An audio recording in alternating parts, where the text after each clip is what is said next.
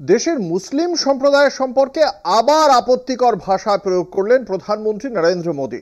তার বক্তব্য, মুসলিম সমাজে আর্থিক অনুন্নয়নের দরুন সেখানকার অল্প বয়সীরা ফুটো হওয়া চাকায় তাপ্পি মারা ছাড়া আর কোনো কাজই সেভাবে পান না।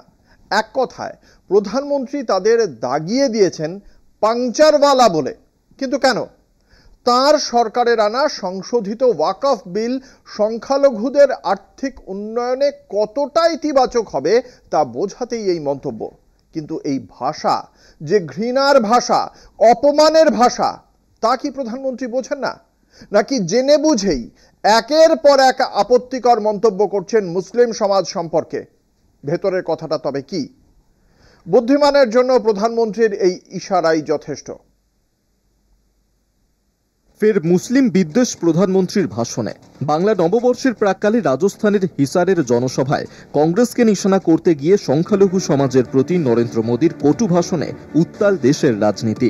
ভোটের বাজারে সবকা বিকাশের কথা বললেও আদতে দেশের প্রশাসনিক প্রধানের অন্তরে মুসলিমদের প্রতি যে ঘৃণাই রয়ে গিয়েছে, হিসারের ভাষণ তারই স্পষ্ট ইঙ্গিত। তৃতীয়বার ক্ষমতায় এসে বিতর্কিত ওয়াকফ সংশোধনী বিল সংসদের দুই কক্ষে পাশ করিয়েছে বিজেপি।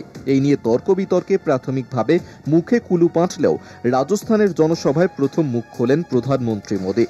বছরের পর বছর ওয়াকফ সম্পত্তির যথেচ্ছ ব্যবহারে কংগ্রেসই যে মদত দিয়েছে তা বোঝাতে মুসলিম সমাজের যুব সম্প্রদায়কে তাচ্ছিল্যই করেছেন মোদী। বলেছেন, ওয়াকফ সম্পত্তির উপযুক্ত ব্যবহার হলে মুসলিম যুবকদের পাংচার ঠিক করে দিন কাটাতে হতো না।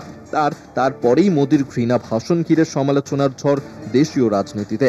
প্রধানমন্ত্রীর মুসলমান বিদ্বেষ অবশ্য নতুন নয়। গুজরাটের মুখ্যমন্ত্রী থাকাকালীন বারবার ঘৃণা ভাষণে সংবাদের শিরোনামে উঠে এসেছেন মোদী। মুসলমানদের তিনি কখনোই ভারতের নাগরিক বলে মনে করেননি, উল্টে বরাবরই অনুপ্রবেশকারী মনে করেছেন।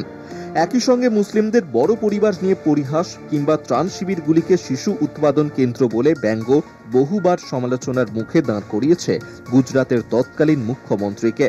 তারপরেও অবশ্য মুখ বন্ধ করেননি মোদী, বরং স্বভাব ধর্ম বজায় রেখে একের পর এক ঘৃণা ভাষণ দিয়েছেন। শুধু তাই নয়, মুসলিম বিদ্বেষ প্রকাশে ভারতীয় ইতিহাসে 300 বছরের গৌরবময় শাসকদেরও নিচে নামাতে পিছপা হননি।